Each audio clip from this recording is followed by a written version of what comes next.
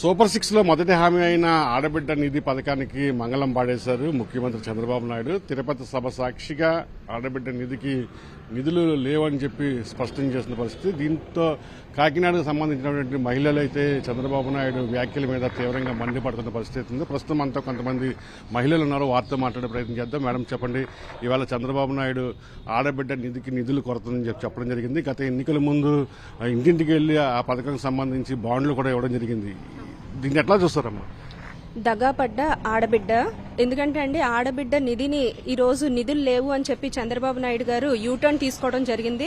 ఇది నిజంగా చాలా దారుణమైన విషయం. ఎందుకంటే విజనరీ ఉన్న సీఎం అంటారు, 14 సంవత్సరాలు ముఖ్యమంత్రి చేశారు, 40 years ఇండస్ట్రీ అంటారు.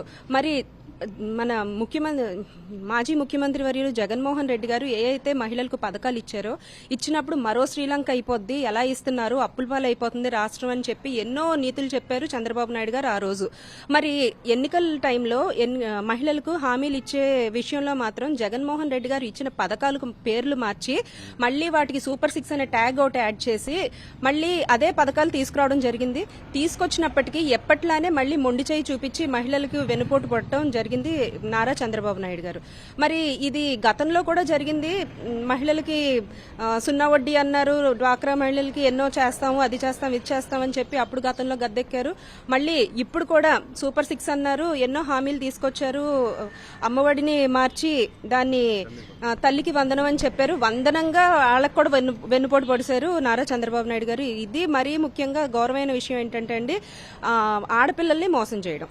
ముఖ్యంగా 18 సంవత్సరాలు నిండిన ప్రతి మహిళకు కూడా 1500 నెలకి ఇస్తామని చెప్పి ఎన్నికల్లో హామీ ఇవ్వడం జరిగింది. మరి వచ్చిన తర్వాత 2024 జూన్ నుంచే ఈ పథకాన్ని అమలు చేస్తామని చెప్పి చెప్పారు. మరి ఇచ్చారా అంటే ఈ 2 సంవత్సరాలు బట్టి 36,000 ఆడబిడ్డలు మోసపోయారు. 36,000 వాళ్ళ చేతికి రాకుండా ఈరోజు జరిగింది. మరి అందరూ కూడా చాలా మండిపడుతున్నారు, ఇబ్బంది పడుతున్నారు. మరి జగన్మోహన్ రెడ్డి గారు అయితే ప్రతి పథకాన్ని మహిళలకు ఇచ్చి 100% పథకాలు మహిళలకు ఇచ్చారు. 50% రిజర్వేషన్ ఇచ్చి పథకాలు అటు ఇటు పదవుల్లో కూడా మహిళలకి ప్రాధాన్యత ఇచ్చి పెద్దపీట వేసిన ప్రభుత్వం మహిళా పక్షపాతి ప్రభుత్వం జగనన్న ప్రభుత్వం. మరి అదే విధంగా చంద్రబాబు నాయుడు గారు కూడా ఇస్తే మహిళలు ఆనందించేవారు. గతంలో కూడా పసుపు కుంకుమ అని చెప్పి ఎన్నికల స్టంట్ లాగా 10,000 వేయడం జరిగింది. కానీ ఆడబిడ్డలకు తెలుసు కదండి, వాళ్ళకు 5 సంవత్సరాలు మోసపోయారు. లాస్ట్ లో ఎన్నికల టైంలో మమ్మల్ని మోసం చేయడానికి 10,000 ఇచ్చారని చెప్పి అందుకనే బుద్ధి చెప్పారు 2019లో. మళ్లీ 24లో అదే మోసం చేసి మళ్లీ గద్దెక్కారు. మళ్లీ అంతే స్ట్రాంగ్ గా మహిళలందరూ కలిసి 2029లో బుద్ధి చెప్పి మళ్లీ జగన్మోహన్ రెడ్డి గారిని అధికారంలోకి తీసుకురావడం జరుగుతుందండి. మీరు చెప్పండి, సూపర్ సిక్స్ లో మొదటి హామీ ఆడబిడ్డ నిధి, దానికి మంగళం పాడేశారు. మరి మహిళా లోకం ఏమంటుంది? అందరికీ నమస్కారం. కూటమి ప్రభుత్వం అధికారంలోకి వచ్చి 2 సంవత్సరాలు పూర్తి చేసుకుని 3వ సంవత్సరంలోకి అడుగుపెట్టిందండి. మహిళలకి చాలా మంచి శుభవార్త చెప్పింది. నిన్న తిరుపతి సాక్షిగా, వెంకన్నబాబు సాక్షిగా చంద్రబాబు నాయుడు గారు మహిళలకు ఒక శుభవార్త చెప్పాడు. ఏంటంటే ఆడబిడ్డ నిధి ఎవ్వరికి ఇవ్వము, ఆర్థిక ఇబ్బందులున్నాయి, దానివల్ల దీన్ని పక్కన పెట్టి ఇంకొక పథకం ఏదో చెప్పారు, పీజీ ఏదో మొత్తం మీద P4 ఏదో చెప్పుకొని వచ్చారు. ఆ ఎలక్షన్స్ ముందు సూపర్ సిక్స్ లో మొదటి పథకం అండి ఆడబిడ్డ నిధి. నీకు 1500 ఇస్తాము, నీకు 1500 ఇస్తాము, ఇద్దరుంటే ఇద్దరు పిల్లలకి కూడా 1500 ఇస్తాము. ఎందుకంటే నేను స్వయంగా చూశాను, మహిళ ఆర్థికంగా చాలా ఇబ్బంది పడుతున్నారు. పిల్లల్ని చదివించుకుందామన్నా సరే 18 years వచ్చిన తర్వాత ఫర్దర్ గా స్టడీస్ కూడా వాళ్ళకి ఇబ్బంది అవుతుంది, కాలేజీలు మానిపించేస్తున్నారు. కాబట్టి నేను సూపర్ సిక్స్ లో మొదటి పథకం ఆడబిడ్డ నిధి అని చెప్పేసి ప్రవేశపెడతాను, ప్రతి మహిళలకి అండగా ఉంటాను, ఆదుకుంటాను అని చెప్పారు. అప్పట్లో జగన్మోహన్ రెడ్డి గారు ఒకటే అడిగారండి. అప్పుడు చంద్రబాబు నాయుడు గారు స్టేజ్ మీద కూడా చెప్పారు, ఏంటి జగన్ నన్ను ఏ విధంగా నువ్వు ఇన్ని ఆడబిడ్డ నిధి 1500 ఇస్తారు అని జగన్మోహన్ రెడ్డి గారు అడిగారు.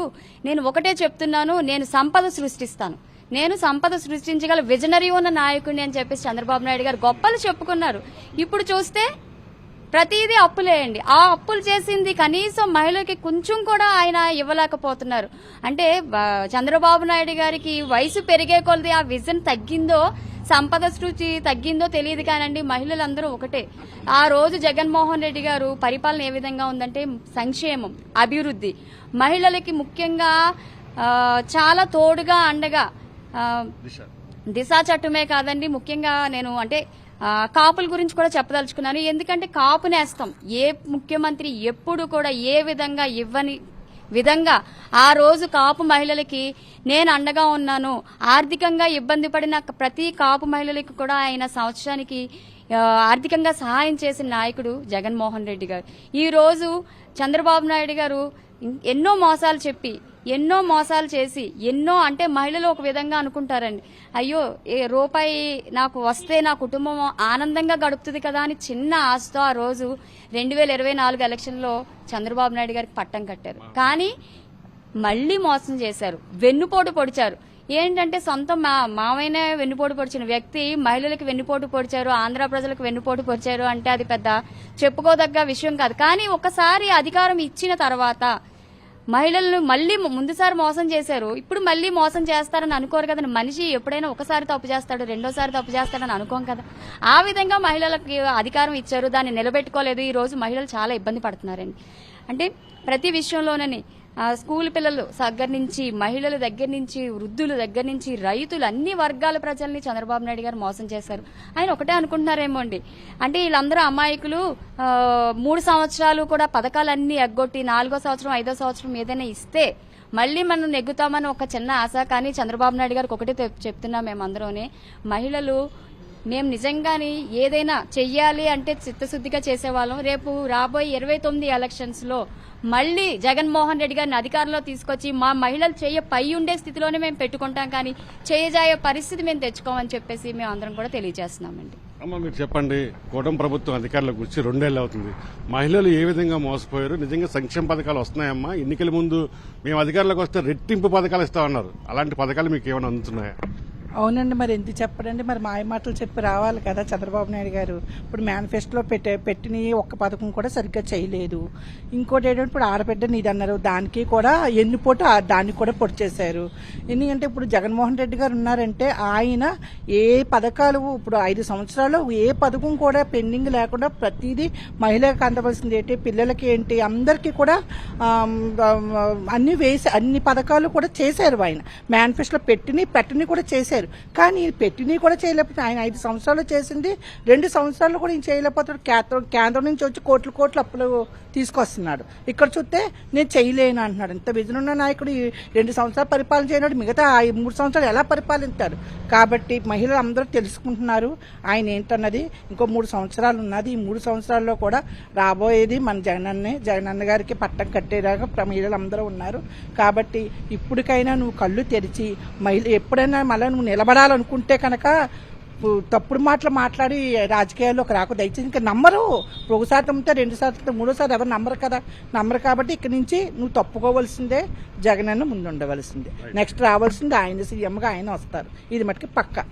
ఇది మనం చూస్తున్నాం, మహిళలు ఒకటే స్పష్టం చేస్తున్నారు, చంద్రబాబు మాటలు నమ్మి పద్దాకా మహిళలు మోసపోయే పరిస్థితి లేదు. ఎందుకంటే విజనరీ ఉన్న నాయకుడు అని చెప్పుకోవడం తప్ప కనీసం ఇచ్చిన హామీలను 2 ఏళ్ళైనా సరే అమలు చేయలేని దుస్థితిలో చంద్రబాబు నాయుడు ఉన్నాడు. ఖచ్చితంగా వచ్చే ఎన్నికల్లో మహిళలంతా కూడా చంద్రబాబు నాయుడికి తగ్గ రీతిలో బుద్ధి చెప్తారని చెప్పి కూడా కాకినాడ మహిళలు స్పష్టం చేస్తున్న పరిస్థితి. వీడియో శ్రీనివాస్తో కలిసి కరస్పాండెంట్ రాజు, సాక్షి టీవీ, కాకినాడ నుండి.